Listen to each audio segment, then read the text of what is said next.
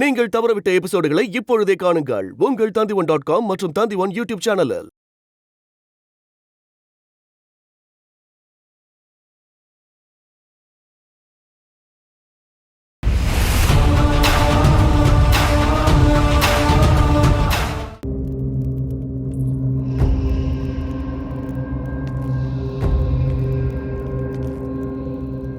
என் தந்தை என் மீது மிகவும் அன்பாக இருந்தார்.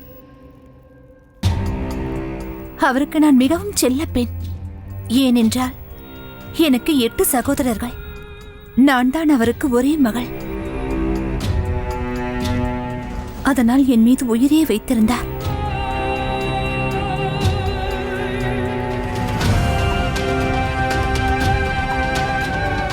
நீங்கள் மிகவும் பாக்கியசாலி அரசகுமாரி. பாக்கியசாலியா? என்னை பார்த்தால் உனக்கு கேலியாக இருக்கிறதா?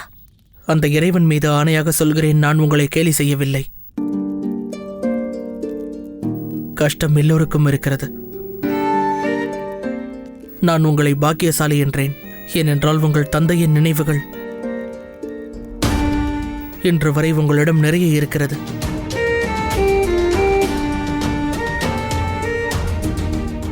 ஆனால் என்னிடம் எதுவும் இல்லை.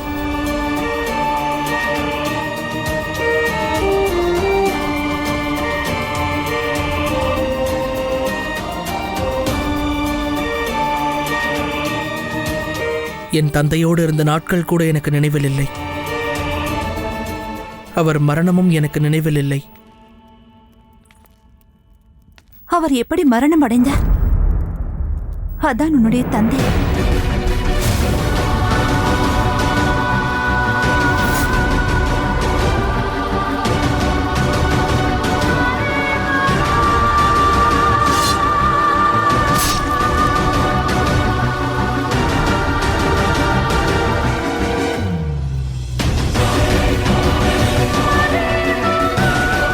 அவருக்கு ஏற்பட்ட மரணம், அவருடைய மரியாதை,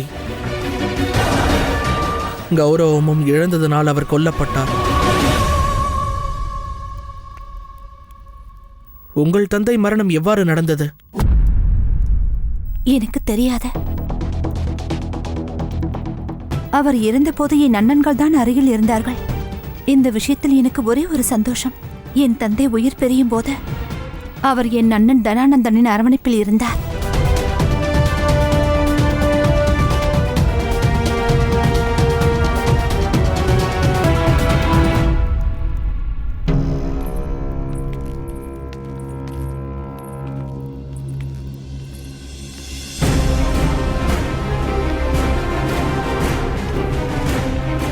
இவ்வளவு கடினமான பாதுகாப்புகளை தாண்டி சிலையின் பக்கம் செல்வது அவ்வளவு எளிதல்ல. ஒரு தவறு நடந்தால் என் கதி அதோ கதிதான்.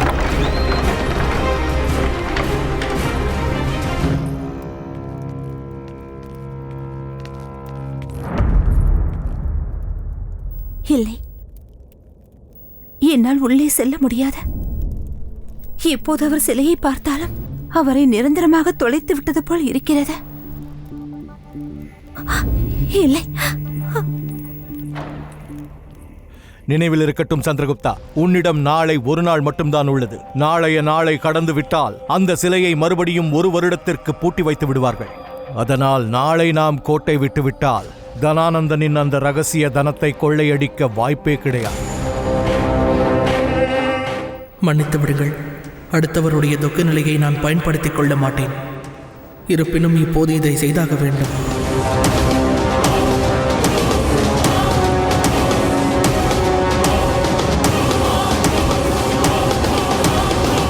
நில்லுங்கள் அரசகுமாரி. எனக்கு புரிகிறது, உங்களுடைய மனநிலை என்னவென்று புரிகிறது. ஆனால் இந்த சமயத்தில் நீங்கள் அவருக்கு நன்றி கூறியே ஆக வேண்டும். முடிந்துவிட்ட அவரது நினைவுகளுக்காகவும் இனி வரும் காலத்தில் உங்களுடைய வாழ்க்கை மிகவும் பிரகாசமாக இருக்க வேண்டும். நீங்கள் உங்கள் அப்பாவின் சிலைக்கு முன் நின்று கண்டிப்பாக பிரார்த்தனை செய்ய வேண்டும். அப்போதுதான் அவர் ஆத்மாவிற்கு சுகமும் அமைதியும் பரிபூர்ணமாக கிடைத்துவிடும். நீ சரியாக கூறுகிறாய்.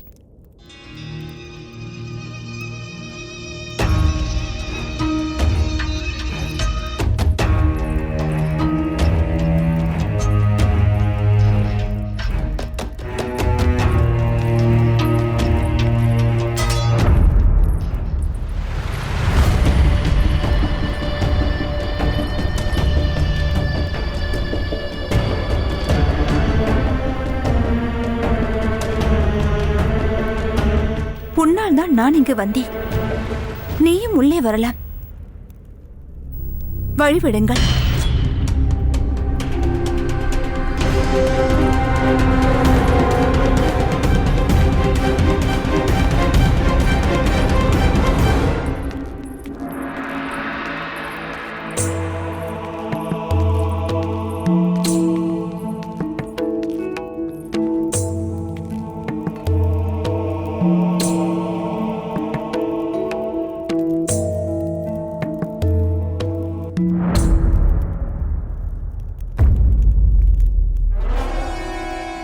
கண்களில் விரல்கள், வாயில் தீ.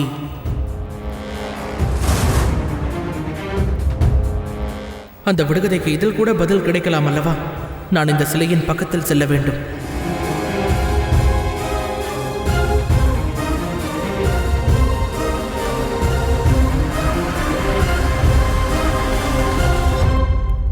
அரசகுமாரி, சில பெரியவர்கள் என்ன கூறினார்கள் என்றால், நாம் நம்முடைய கண்களை மூடிக்கொண்டு காயத்ரி மந்திரத்தை 11 முறை உச்சரித்தால் அது மரணித்த அந்த ஆத்மாவை சென்றடையுமாம்.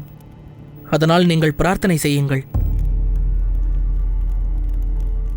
இந்த ஆத்மாவிற்கு நிச்சயம் அமைதி கிடைக்கும். உண்மையிலேயே அவ்வாறு நடக்குமா? என் மந்திரத்தின் ஒளி என் தந்தைக்கு சென்றடையுமா? நான் கேள்விப்பட்டதை இப்போது கூறினேன். ஆனால் முயற்சி செய்வதில் தவறொன்றும் இல்லையே, என்ன?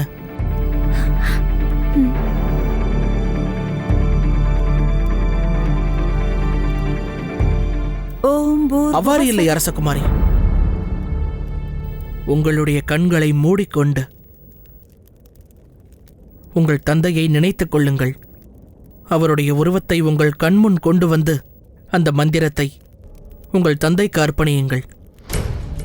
அதோடு இந்த மந்திரமானது 11 முறைகள் பூர்த்தியாக வேண்டும். அதோடு பூஜை முடியும் வரையில் நீங்கள் உங்கள் கண்களை திறந்துவிடக்கூடாது. ஓம் பூர்புவஸ்வஹா தஸ்ஸவிதுர்வரேண்யம் பர்வோ தேவஸ்ய தீமஹி தியோ யோ ந பிரச்சோதயாத். என்னை மன்னித்து விடுங்கள் அரசகுமாரி. இன்று முதல் முறையாக உங்கள் முன்பு நான் வேறு ஒருவனாக நின்று கொண்டிருக்கிறேன். இதை செய்ய எனக்கு விருப்பமில்லை. இருந்தாலும் இப்போது நான் இதை செய்தாக வேண்டும்.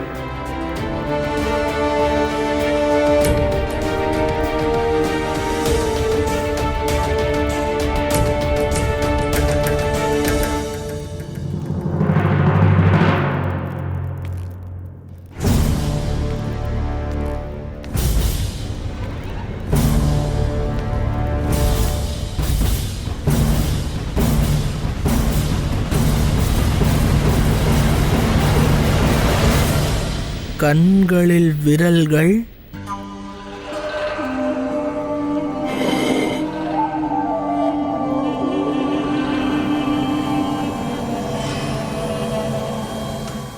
வாயில் தீ.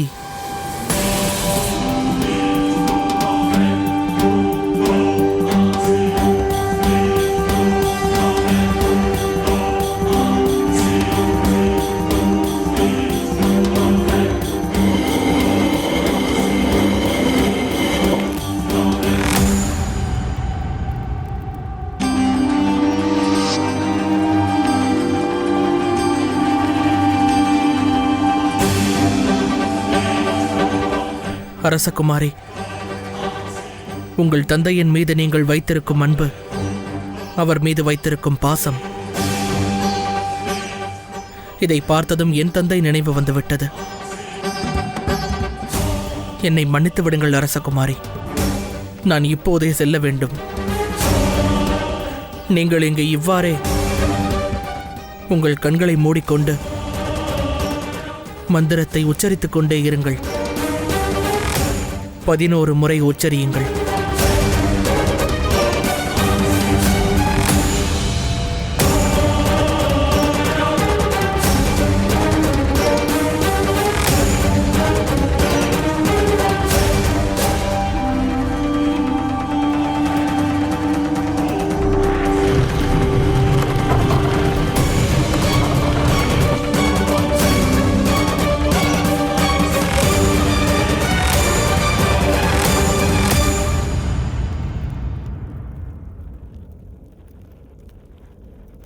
அடிமையே, அவன் சென்று விட்டானா? அவனுக்கும் அவன் தந்தை நினைவு வந்திருக்க வேண்டும்.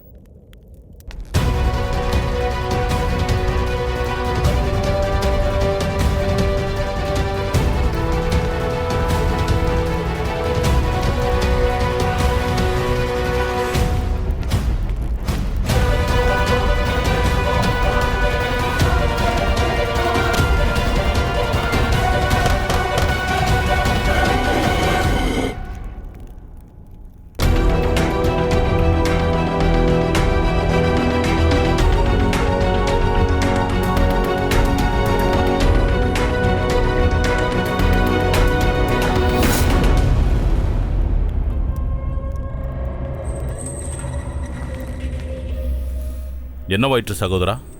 என்னை திடீரென்று ஏன் இங்கு அழைத்தீர்கள்? அனைத்தும் நலம்தானே? அடடா, இது தனானந்தனின் அறை ஆயிற்றே. நீ மாட்டிக்கொள்வாய் சந்திரா.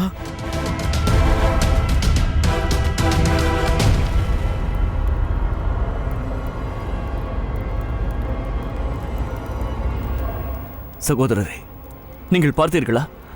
அந்த திரை சற்று அசைந்தது.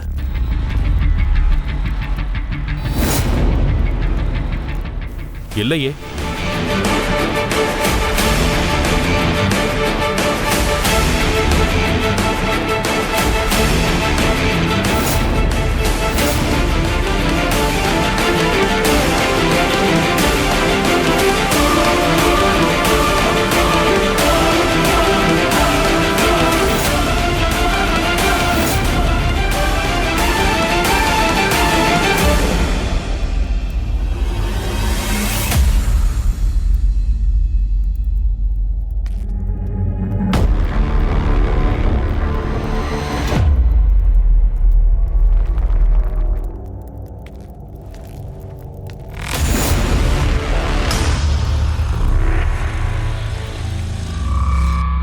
என்னவாயிற்று சகோதரா? சகோதரரே, கடந்த சில நாட்களாக நடக்கின்ற நிகழ்ச்சிகளை கண்டு என் மனம் கவலை கொள்கிறது. முதலில் துர்தரா மீது நடந்த தாக்குதல். என்னுடைய அறைக்குள் யாரும் நுழைந்தார்கள். ஒருவேளை அவர்கள் என்னை கொலை செய்ய வந்திருக்கலாம். பிறகு என் தனத்தை திருட முயற்சி செய்தது. அந்த சாணக்கியன் நம் கை அருகில் வந்து விட்டு நழுவி சென்று விட்டான். சாணக்கியர் அமாத்தியரின் சேனைகளை அடித்து போட்டுவிட்டு அந்த நகரத்திலிருந்து தப்பித்து விட்டார். இவை அனைத்தும் ஒருவேளை தந்தையின் சாபத்தால் தான் நடக்கின்றதா? இந்த கைகளால் தான் நான் அவர் உயிரை பறித்தேன். ஒருவேளை இவை அதற்கான தண்டனை தானோ? எனக்கு ஒரு சந்தோஷம். அவர் இறக்கும் தருவாயில் என் அண்ணன் தனானந்தனின் அரவணைப்பில் இருந்தார். இல்லை இல்லை சகோதரா, நீங்கள் தந்தையின் செல்ல மகன். அதனால் உங்களுக்கு அவர் சாபம் அளிக்கவே முடியாது. இதனால்தான் சகோதரரே, நீங்கள் மகாராஜா ஆகவே இல்லை. ஒரு தந்தை தன்னுடைய மகனுக்கு சாபத்தை அளிக்க மாட்டார். ஆனால் ஒரு மகாராஜா சிம்மாசனத்தை பறித்தவனை என்றுமே நிச்சயம் மன்னிக்க மாட்டார். என்னையே பாருங்கள். நம் தந்தை என் சிம்மாசனத்தை பறிக்க முயற்சித்த போது நான் அவரை கொன்று விட்டேன். ஆனால் என் சகோதரர்களை உயிருடன் விட்டுவிட்டேன். ஏன் என்று தெரியுமா? ஏனென்றால் எனக்கு எதிராக செயல்புரிய நம் சகோதரர்கள் இடத்தில் துணிச்சல் என்பது துளியும் கிடையாது. அதாவது நான் மகாராஜா மகாபத்மநாதருக்கு எதிராக செய்ததைப் போல. அதனால்தான் அனைவரின் உயிரும் பாதுகாப்பாக இருக்கின்றன. ஆனால் இந்த உண்மையானது நம் சகோதரி துர்தராவுக்கு தெரியும் வரையில்தான். என்று துர்தராவுக்கு இது தெரிகிறதோ, எவ்வாறு தந்தையை என் கைகளால் நான் கொன்றேனோ அதேபோல் உங்கள் அனைவரையும் நான் கொன்றுவிடுவேன். நிச்சயமாக இல்லை. எங்களில் எவரும் இவ்வாறு செய்ய மாட்டோம் சகோதரா. நீங்கள் கவலையின்றி இருங்கள்.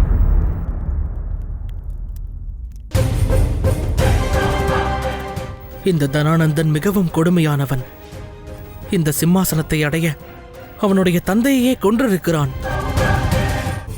வாருங்கள், இருவரும் சேர்ந்து மது அருந்தலாம். அத்துடன் நம்முடைய தந்தையின் இனிய நினைவுகளை நினைத்து பார்க்கலாம். வாருங்கள்.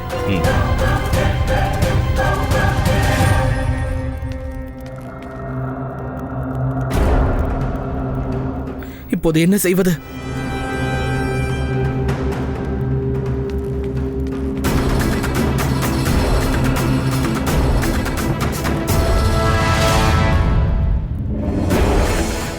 தனானந்தன் ஆயுதத்தை இங்கேயே விட்டுவிட்டான். இது இல்லாமல் அவன் எங்கும் செல்ல மாட்டானே.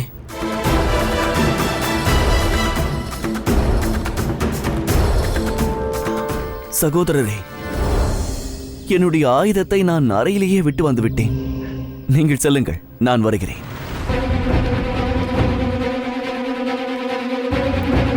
இங்கிருந்து வெளியில் செல்ல ஏதாவது வழி இருக்கிறதா என்று பார்க்கலாம்.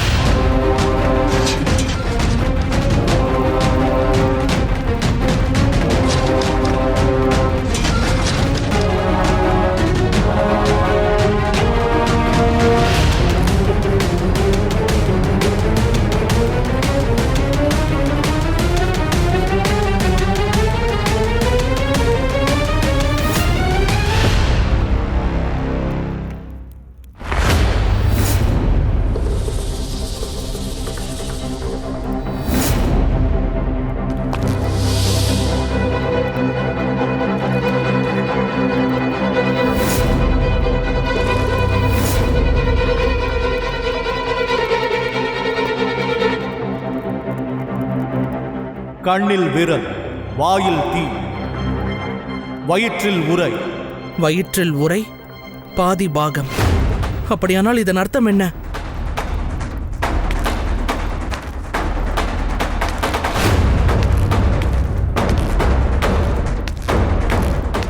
ஒருவேளை இந்த சிலையில் இருந்துதானோ?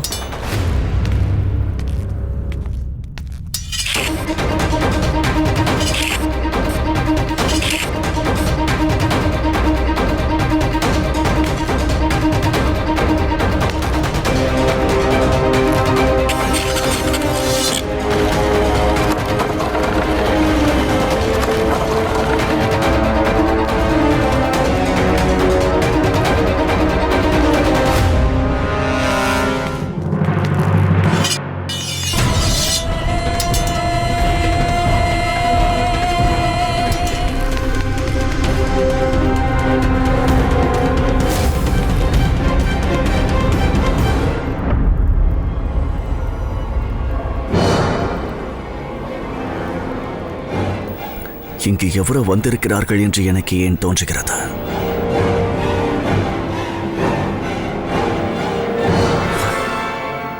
ஒருவேளை என் சந்தேகம் அதிகமாகிவிட்டதோ என்னவோ.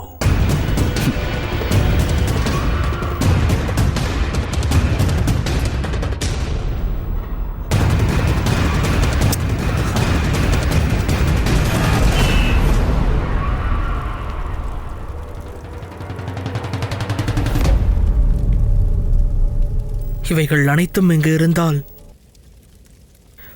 மேலும் செல்வதற்கான வழியை நிச்சயமாக காட்டும்.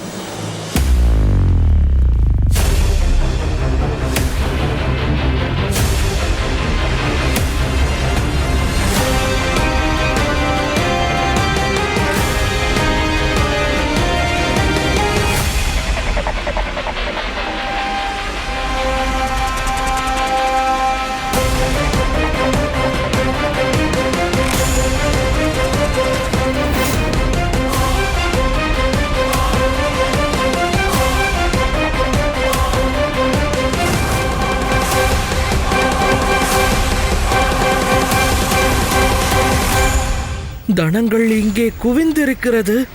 இவைகளை இங்கிருந்து நான் எப்படி எடுத்துச் செல்வது?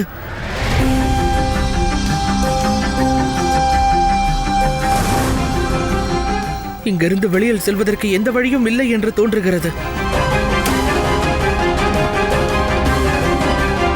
இதில் எழுதியிருக்கும் சங்கேதங்களை பார். இரண்டும் எதிர் திசைகளை குறிக்கிறது. இதன் அர்த்தம் இதுதான்: ஒரு விடுகதை நம்மை அந்த ரகசிய தனத்திடம் அழைத்துச் செல்லக்கூடும்.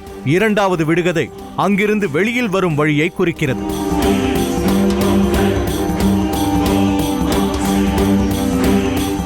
மேகமில்லாமல் மழை பொழியும்.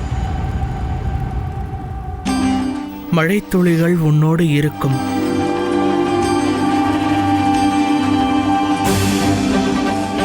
அதாவது புரிந்துவிட்டது.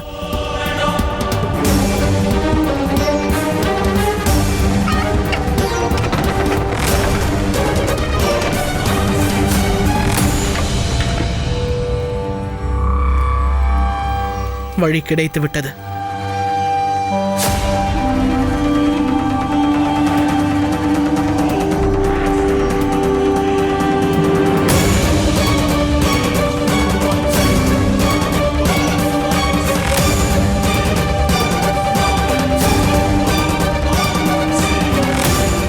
மதிக்கிறேன் தனானந்தா. இவ்வாறான விடுகதையை உன்னால் மட்டும்தான் உருவாக்க முடியும். ஆனால் இப்போது இந்த விடுகதைக்கு விடை கண்டுபிடித்து விட்டேன். கூடிய விரைவில் நான் உன்னுடைய அனைத்து தனத்தையும் கொள்ளையடித்து விடுவேன்.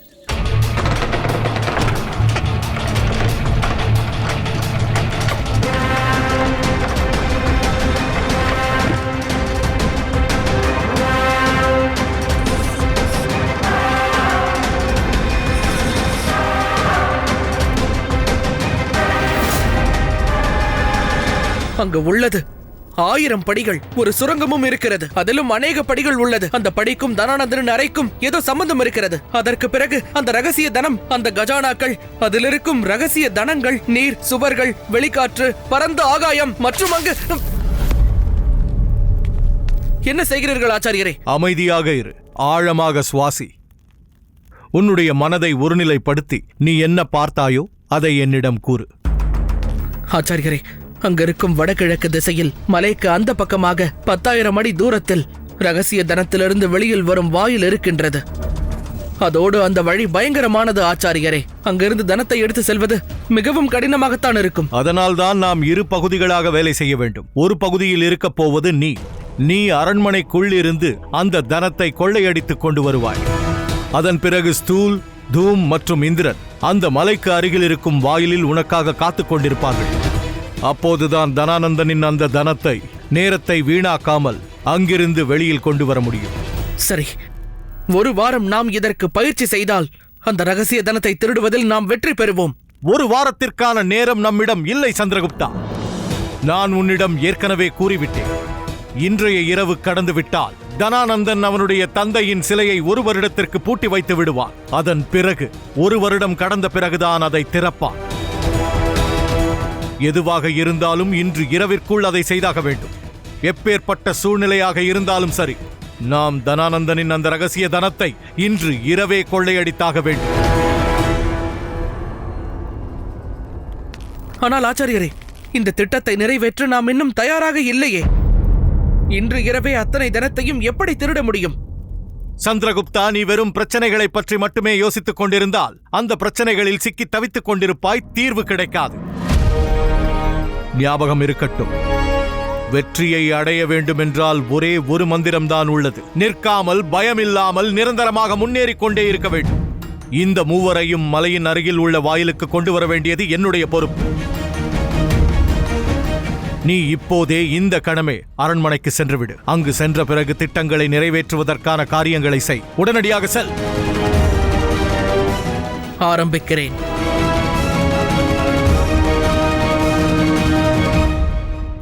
தனானந்தனின் அழிவு காரியத்தை இப்பொழுதே நான் ஆரம்பித்து விடுகிறேன். இன்று இரவே தனானந்தனின் ரகசிய தனத்தை திருடி நம்முடைய இயக்கமானது முதல் வெற்றியை பெறப்போகிறது.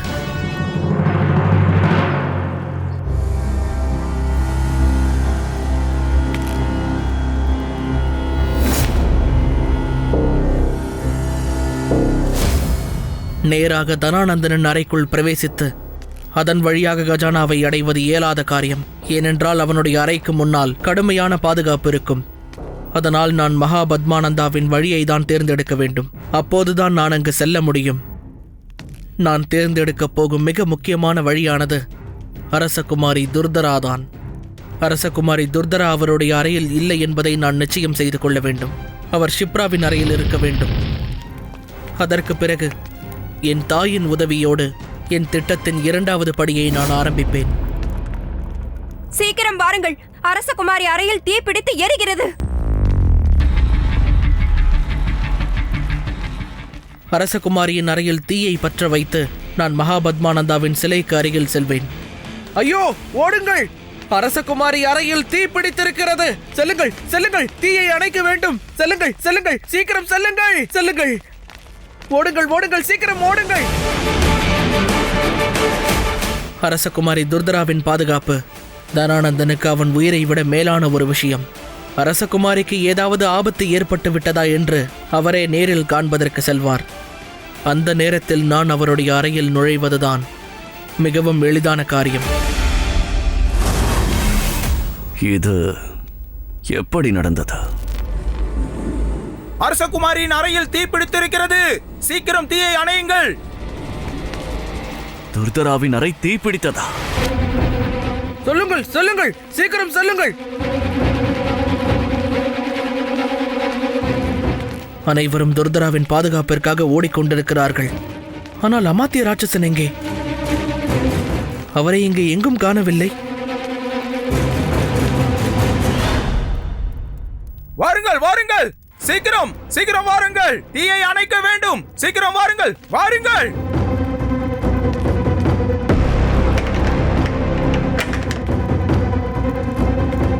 நீங்கள் இருவரும் இங்கேயே பாதுகாப்பாக நில்லுங்கள். கதவை மூடிவிடுங்கள். சீக்கிரமாகட்டும்.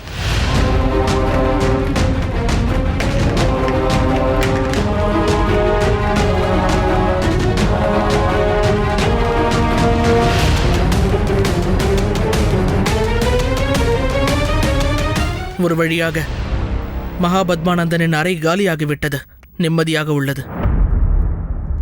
இந்த இருவரையும் இந்த இடத்திலிருந்து அகற்ற வேண்டும். ஆமாம், நீங்கள் இங்கு என்ன செய்கிறீர்கள்? அரசகுமாரியின் அறையில் தீப்பிடித்தது உங்களுக்கு தெரியாதா? சீக்கிரம் வாருங்கள், அவரை நாம் உயிரோடு காப்பாற்ற வேண்டாமா? வாருங்கள். இல்லை, நாங்கள் அங்கு செல்ல முடியாது. மகாராஜா எங்களுக்கு ஆணையிட்டுள்ளார். இந்த அறையின் பாதுகாப்பை உயிரினும் மேலாக செய்ய வேண்டும். அது சரி. நீங்கள் இருவரும் சேனை தலைவரின் பேச்சை மதிக்க மாட்டீர்களா? உங்களுக்கு புத்தி குழம்பி விட்டதா? ஐயோ, இது இறந்து போன மகாராஜாவின் தந்தையின் சிலைதான். ஆனால் அங்கு மகாராஜாவின் உயிரினும் மேலான சகோதரி இருக்கிறார். ஞாபகம் இருக்கட்டும். அவரை காப்பாற்ற நீங்கள் வரமாட்டீர்கள். இங்கேயே நின்று கொண்டு அரசகுமாரியின் உயிருக்கு சங்கடம் என்று தெரிந்த பிறகும் இந்த சிலைக்கு பாதுகாப்பு கொடுத்து கொண்டிருக்கிறீர்கள் அல்லவா? இது மட்டும் மகாராஜாவிற்கு தெரிந்தால் என்னவாகும்? நீங்கள் இங்கேயே இருங்கள், நான் அவரை காப்பாற்றுகிறேன். போகாதே, நில், நாங்களும் வருகிறோம்.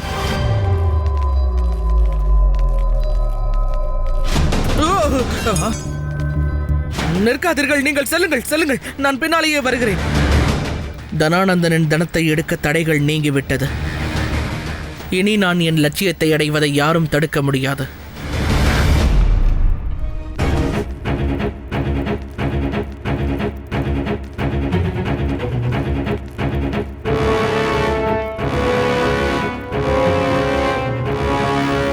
துர்தரா, துர்தரா! அண்ணா,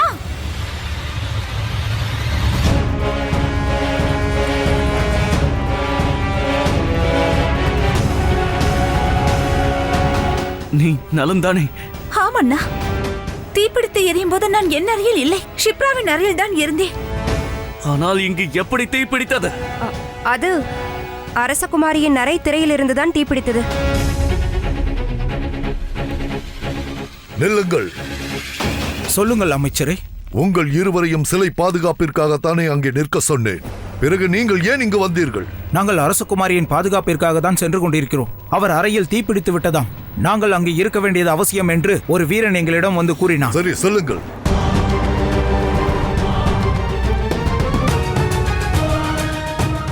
அந்த வீரன் யார் என்று தெரியவில்லை.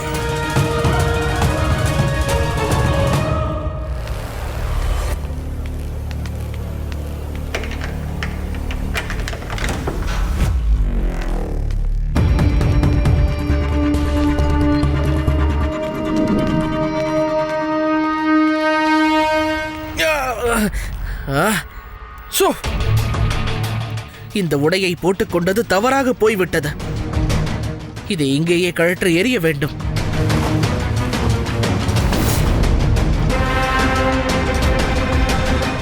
கோடி உன்னுடன் இருக்கும், வாழ் உன் கையில் இருக்கும், சில கணங்களுக்கான விஷயம். இதற்கு அர்த்தம் என்னவாக இருக்கும்? இந்த விடுகதையின் இந்த பாகத்தை இன்னும் தீர்த்து முடிக்கவில்லையோ?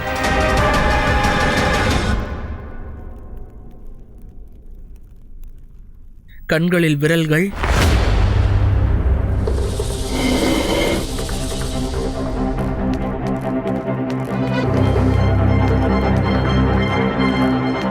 வாயில் தீ.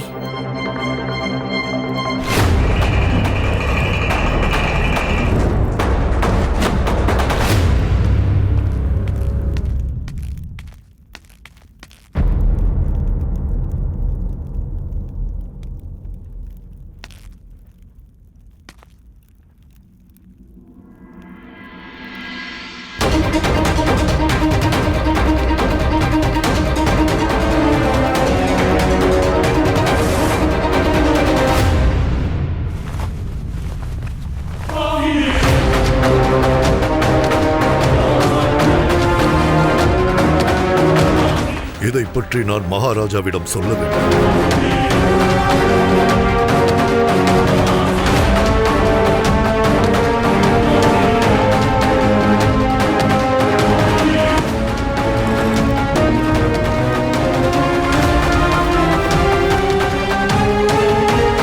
மகாராஜா, இந்த உடை மகா பத்மானந்தாவின் அறையில் எனக்கு கிடைத்தது. ஆனால் அறைக்குள்ளே செல்ல எவருக்குமே அனுமதி கிடையாது. அந்த அறையில் இருந்த சேனைகள் எங்கே? அவர்களுள் ஒருவர் தான் சென்றிருக்க வேண்டும். மன்னிக்க வேண்டும் மகாராஜா, நாங்கள் இங்கு இருக்கிறோம். ஒரு வீரன் எங்களிடம் வந்து அரசகுமாரிக்கு பாதுகாப்பு தேவை என்று எங்களை அனுப்பி வைத்தான். அப்படியென்றால் தீ பிடிக்கவில்லை, தீ வைத்திருக்கிறார்கள். அப்போதுதான் என் கவனத்தை திசை திருப்பி என்னுடைய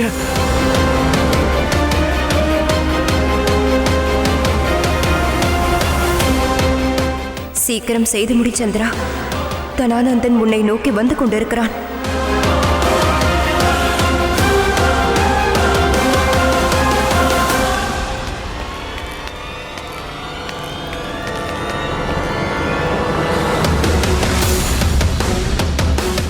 வயிற்றில் உரை, பாதி பாகத்தில்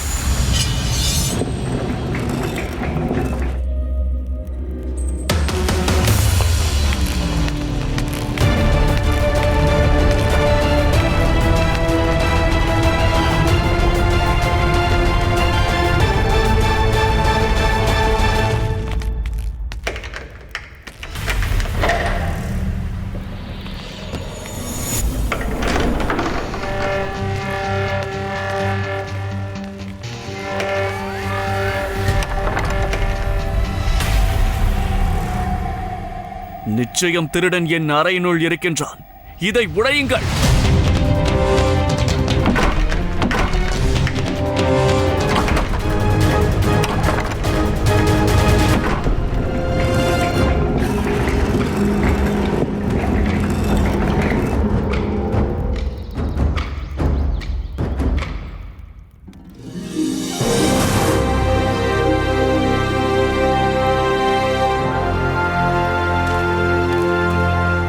அற்புதம், நீ செய்து காட்டிவிட்டாய் நண்பா. பேசிக் கொண்டிருக்க இது நேரம் கிடையாது. தனானந்தன் எப்போது வேண்டுமானாலும் இங்கு வரலாம். சீக்கிரம் நாம் வேலையை முடித்தாக வேண்டும். அதோடு என்ன ஆயிற்று சந்திரா? திடீரென்று ஏன் மௌனமாகி விட்டாய்? எல்லாம் நன்றாக முடிந்தது. ஆனால் இதுவரை விடுகதையின் இறுதி பாகத்தை என்னால் தீர்க்க முடியவில்லை. அந்த சில கண நேர விஷயம்தான். இதற்கு அர்த்தம் என்னவாக இருக்கும்? ஒவ்வொரு பிரச்சனைக்கும் நாம் தீர்வு காணலாம். முதலில் நாம் இந்த தனத்தை அந்த இடத்தில் இறக்கி வைத்து விடலாம். அந்த கொடிய தனானந்தன் இங்கு வருவதற்குள் அதை செய்து விடலாம். சரி, உன்மேல் எனக்கு முழு நம்பிக்கை இருக்கிறது. விடுகதையின் இறுதி பாகத்தையும் நீ சீக்கிரமே தீர்த்து விடுவாய் நண்பா. வா, இந்த தனத்தை அங்கெடுத்து வைக்கலாம்.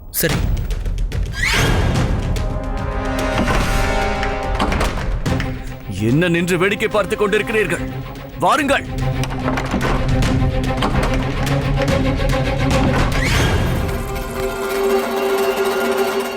அந்த விடுகதைக்கு விடையை என்னால் கண்டுபிடிக்கவே முடியவில்லையே. நான் என்ன செய்வது?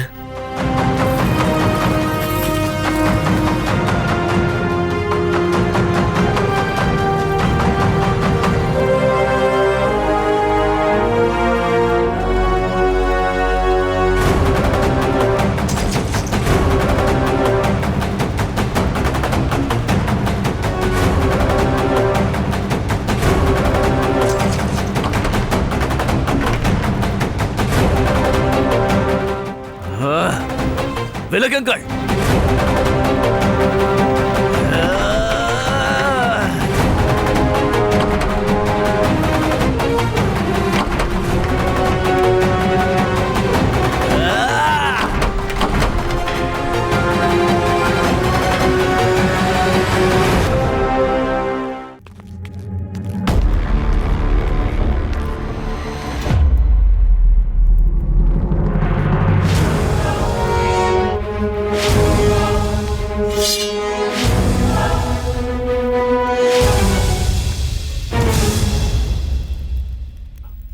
அவனை பிடிக்கக்கூடாது என்பதற்காக வாளையும் எடுத்துச் சென்று விட்டான். அப்படியானால் விடுகதையை பற்றி அவன் தெரிந்து கொண்டு விட்டான். தனானந்தனின் தனத்தையே திருட முயற்சி செய்து கொண்டிருக்கிறான்.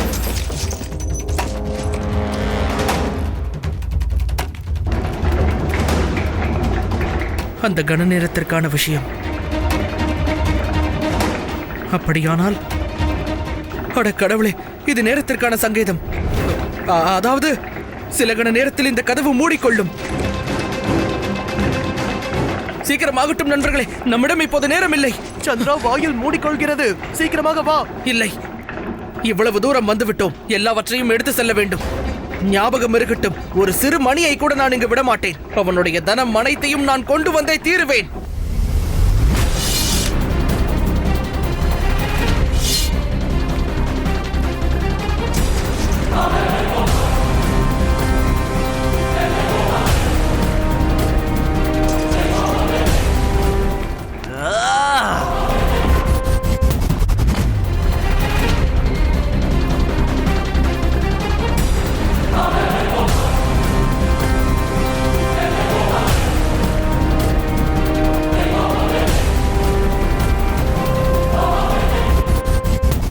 என்னுடைய தனம் எங்கே? ஓடுங்கள்.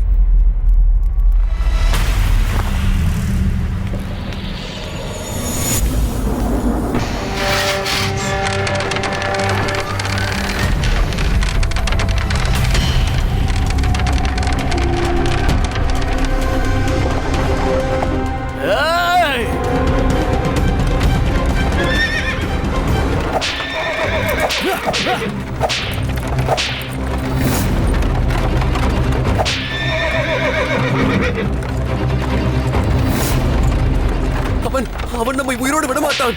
அவன் நம்மை பிடித்தால் தானே அதெல்லாம் நடக்கும். நினைவிருக்கிறதா? அந்த திருடனை அவன் பிடிக்கட்டும்.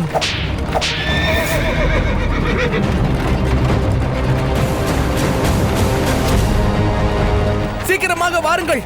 அவன் அருகில் வருகின்றான். மனிதனா பூதமா? அவன் இத்தனை வேகத்துடன் வந்து கொண்டிருக்கிறானே சந்திரா.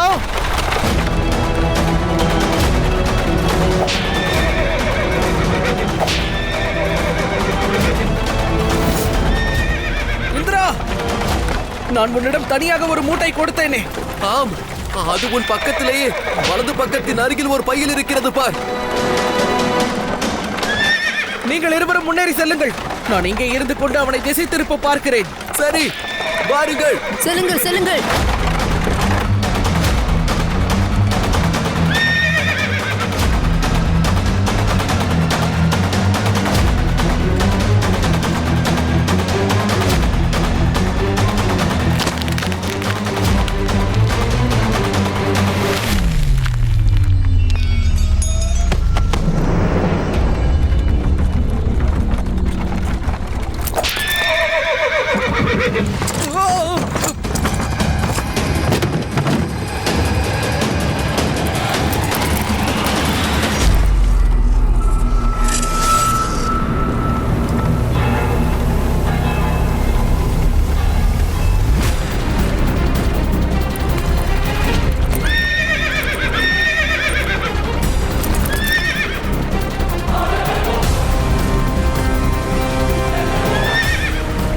நம்மிடம் இப்போது நேரமில்லை. செல்லுங்கள்.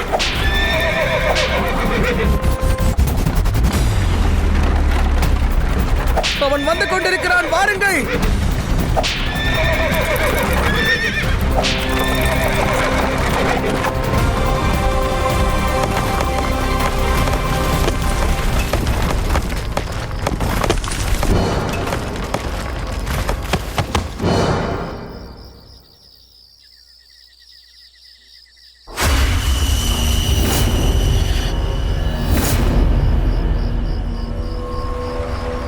இது உன்னுடைய வீழ்ச்சிக்கான ஆரம்பம் தனானந்தா. நமது இறுதி சந்திப்பை நினைத்துப்பார். அன்று நான் தரையில் விழுந்து கிடந்தேன், ஆனால் நீயோ அகம்பாவத்தில் பேசிக் கொண்டிருந்தார். எப்போதெல்லாம் உங்கள் மனதில் பாரதம் என்ற எண்ணம் வருகிறதோ அப்போதெல்லாம் இந்த அவமதிப்பை நினைத்துக் கொள்ளுங்கள். உங்களுடைய பாரதத்தின் மிகப்பெரிய தடையாக இருக்கப் போவது நான் தான். இது மகதம், எந்த அயல் நாடும் அல்ல. ஆனால் இன்று நீ செருக்குற்று இருக்கிறாய். என் முன்னால் நீ இப்போது மண்டியிட்டு இருக்கிறாய்.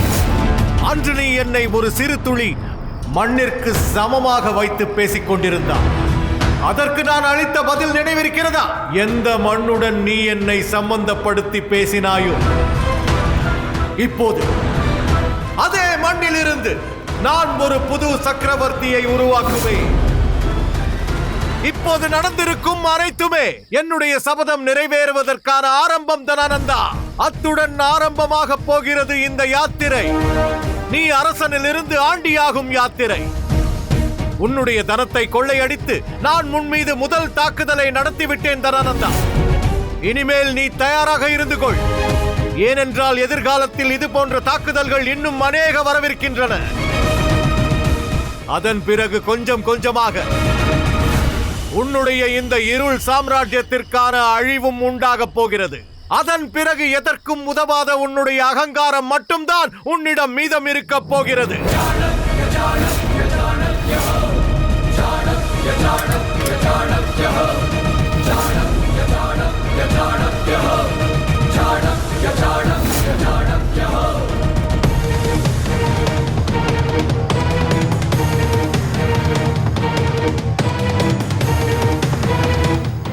சாணக்கியா, உன்னை